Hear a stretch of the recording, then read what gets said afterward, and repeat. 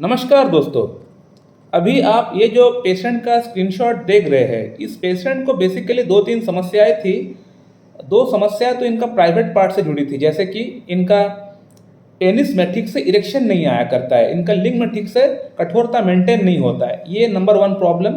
Second problem, इनका penis का जो बेस है, जहाँ से पेनिस स्टार्ट होता है, वहाँ पे एक छोटा सा सिस्ट इनका डेवलप हो चुका है। मैं पिक्चर इनका देखा हूँ सिस्ट का। मैं पिक्चर तो यहाँ पे लगा नहीं सकता क्योंकि यूट्यूब जो है इस पर स्ट्राइक डाल सकता है, इसलिए पिक्चर मैं डाल नहीं सकता हूँ यहाँ पे। मैंने पिक्चर देखा है, पेशेंट का वहाँ पे एक सिस्ट डेवलप हुआ है, साथ ही साथ इनको इरेक्टाइल डिस्फंक्शन का प्रॉब्लम है और मानसिक कुछ समस्याएं है।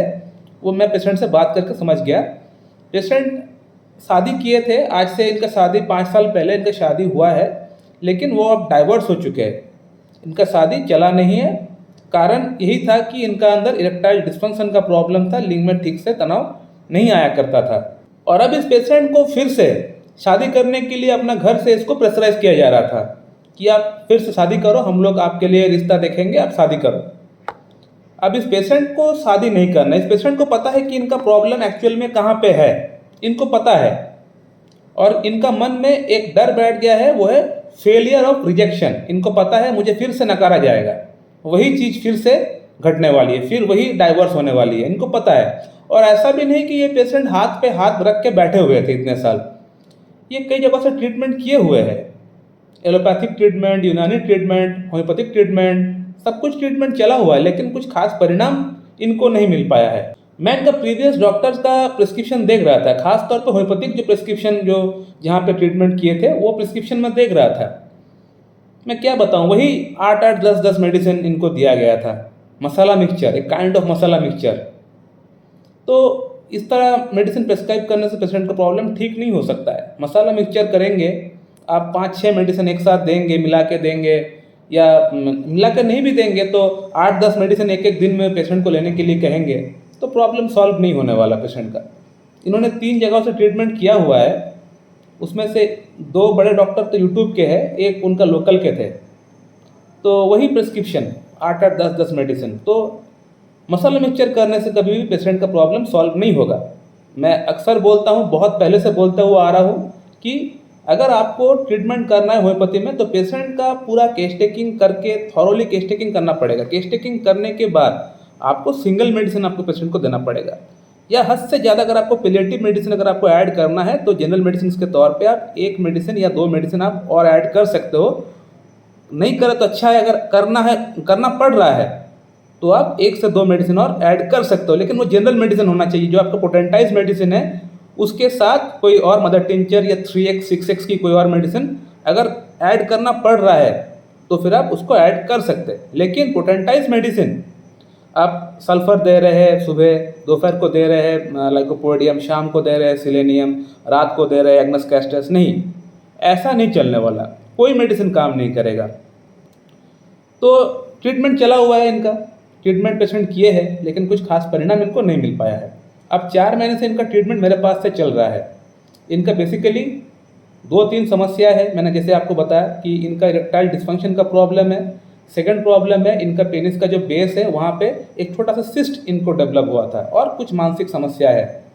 मानसिक समस्या इनके अंदर थी नहीं, लेकिन डाइवोर्स होने के बाद वो डेवलप हुआ है। तो अब हम लोग इस पेशेंट के लिए क्या कर सकते हैं? तो पेशेंट का मैं थॉरोली केस टेकिंग किया। थॉरोली केस टेकिंग करने के बाद जो मैंने देखा कि इस पेशेंट का शादी के टूटने के बाद, यानी तलाक होने के बाद, इनका मानसिक तौर पे इनको चोट इनको बहुत ज़्यादा पहुंचा है। इनको अब कोई काम करने का मन नहीं करता है, जीने का मन नहीं करता है, कुछ भी करने का मन नहीं करता है। और मन में डर बैठ गया है लोगों से बातचीत करने से, लोगों से दोस्ती यारी करने से, आगे बढ़ने से इनको डर लगता है। इनको डर लगता है इस बात का कि मुझे फिर से नकारा जाएगा, फिर से वही चीज़ होने वाला है।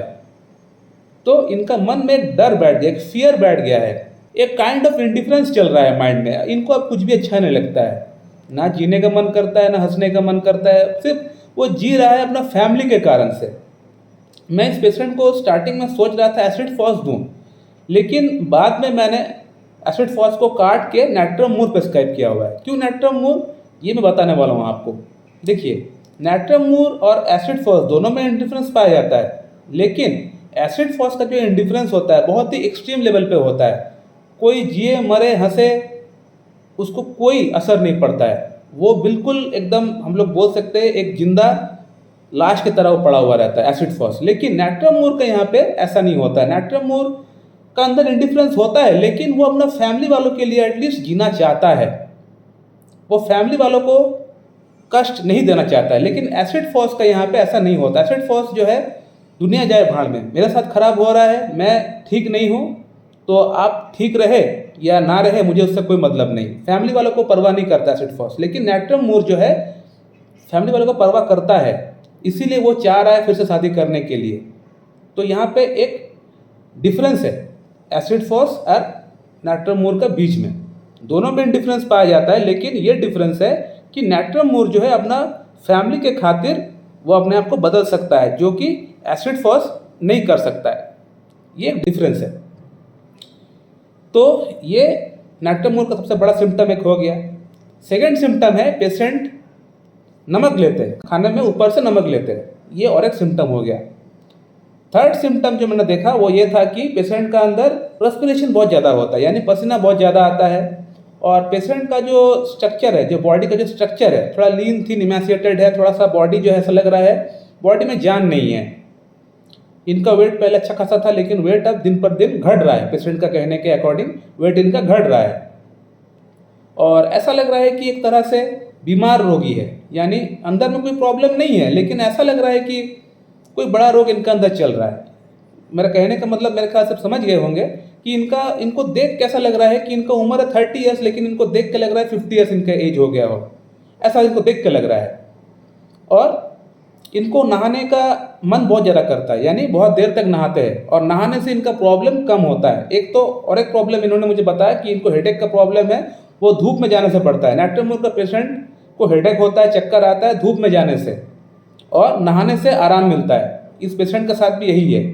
ये नाट्रियम मूर का एक मोडालिटी है कि नहाने से सभी कंप्लेंट्स कम होता है।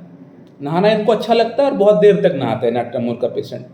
इसके अलावा और एक पिकुलर सिम्टम जो मैंने जानने का प्रयास किया पेशेंट से, वो ये था कि पब्लिक प्लेस में ये पेशेंट टॉयलेट नहीं कर पाते। जनरली जो बॉयज़ होते हैं, जो जेंट्स होते हैं, वो पब्लिक प्लेस में टॉयलेट कर सकते हैं, लेकिन इस पेशेंट को तकलीफ होती है। अगर कोई सामने से उसको देख भी रहा होता है टॉयलेट करते हुए, तो वो टॉयलेट नहीं कर पाता है। ये और एक सिम्टम होता है नाट्रियम मूर का। इसके अलावा और एक सिम्टम ये था कि इस पेशेंट को गुस्सा बहुत ज़्यादा आया करता है। पहले ऐसा नहीं था, लेकिन गुस्सा बहुत ज़्यादा आया करता है, और अगर कोई समझाता है तो वो गुस्सा और ज़्यादा बढ़ जाता है। इसका मतलब कंसोलेशन एग्रावेट्स इसको हम लोग बोलते हैं। कोई समझाता है तो उस समय गुस्सा इनका और बढ़ जाता है। इनका गुस्सा आहिस्ता आहिस्ता समय के साथ कम होता है।